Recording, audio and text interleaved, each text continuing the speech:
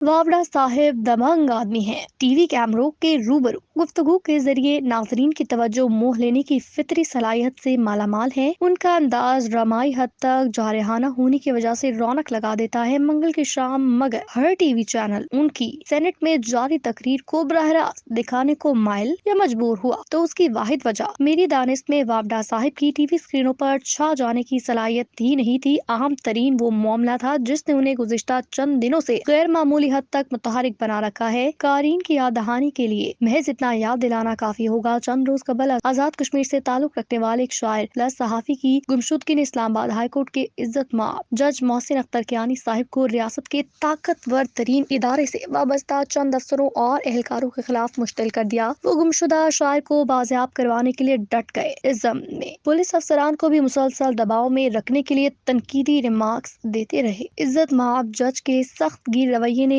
मुझ बुज़दिल का जी दहला दिया। ये फिक्र लाहक हो गई कि वतन अजीज में एक बार फिर अदालत और इंतजामिया के माबैन चपकलिश शदीद तर होना शुरू हो गई। माजी में ऐसी चपकलिश का अंजाम अच्छा नहीं हुआ। हालिया सियासी तारीख पर निगाह रखने वालों की कमाका तादाद मगर संजीदगी से ये सोचती है कि अप्रैल 2007 में उन दिनों के चीफ जस्टिस इफ्तिखार चौधरी के इनकार ने अद्दे आजादी की जिस तहरीक को अंगिख दी थी वो बलाखिर जनरल मुशर्रफ के इक़्तिदार से रुखसती का कलीदी सबब हुई। मुख्तसर लफ्जों में यूं कह लें वो राउंड रियासत के ताकतवर तरीन इदारे ने नहीं बल्कि अदलिया और उसकी आजादी के लिए सड़कों पर निकले वकला और सिविल सोसाइटी के मुतहर्रिक कारकुनों ने जीता था। मज़कूरा तहरीक का बतौर सहाफी निहायत लगन और जस्तजू से उसके आगाज से अंजाम तक मुशाहिदा किया है। उन दिनों बोलता पाकिस्तान के नाम से जिस टीवी शो की मेजबानी करता था वो बददरी अदलिया बहाली की तहरीक का बल्कि ढूंढोची महसूस होना शुरू हो गया। मेरा जो कि मजाज अगरचा अदलिया की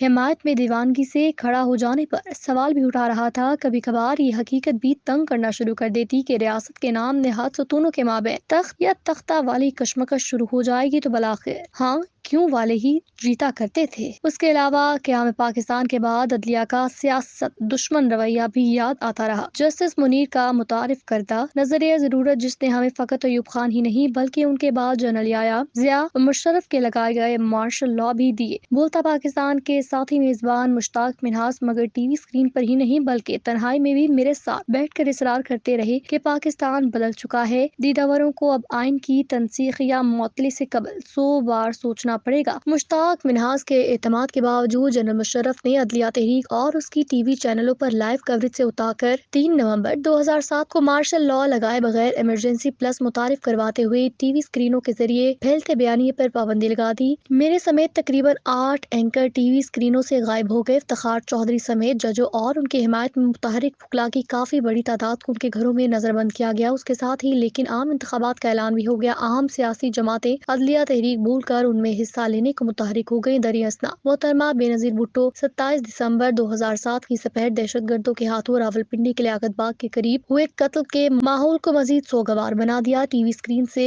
बैन होने के बाद दीगर मातूब एंकरों की तरह मैं भी शहर शहर जाकर फुटपाथों पर टीवी प्रोग्राम रिकॉर्ड करने लगा। चंद हफ्तों के बाद थक गया और घर बैठकर अच्छे वक्त का इंतजार करना शुरू किया। टीवी स्क्रीन पर लौटने में मुझे 6 माह लगे। ये वाकया भी जनरल मुशर्रफ के ऐवान सदर से रुखसती के बाद ही मुमकिन हुआ। मातूब एंकरों के टीवी स्क्रीनों पर बहाल होने के बावजूद इफ्तिखार चौधरी और उनके हामी जज और वकला अपना हदफ हासिल न कर पाए। इफ्तिखार चौधरी को चीफ जस्टिस के मनसब पर बहाल करवाने को बलाखिर एक सियासतदान नवाज शरीफ ही उनको मुतहरिक होना पड़ा। वो लाहौर से लॉन्ग मार्च लेकर इस्लामाबाद आना चाह रहे थे अभी मगर गुजरावाला ही पहुंचे थे तो उन दिनों के आर्मी चीफ जनरल कियानी के फोन ने उन्हें इत्मीनान दिलाया पीपल्स पार्टी की हुकूमत इफ्तिखार चौधरी को उनके मनसब पर बहाल करने को तैयार है। लॉन्ग मार्च की जरूरत बाकी न रही। बहाल हो जाने के बाद इफ्तिखार चौधरी मगर उस गमान में मुब्तला हो गए कि वो किसी सियासी जमात की तहरीक के तुफैल नहीं बल्कि अवामी हिमायत के बलबूते पर चीफ जस्टिस के मनसब पर लूटे हैं। अवाम के मुंतखब करदा नुमाइंदों और हुकूमतों को बल्कि उन्होंने खुद साख्ता मसीहा की तरह अस खुद नोटिसों के जरिए राह रास्त पर हाँकने की काविशें भी शुरू कर दी।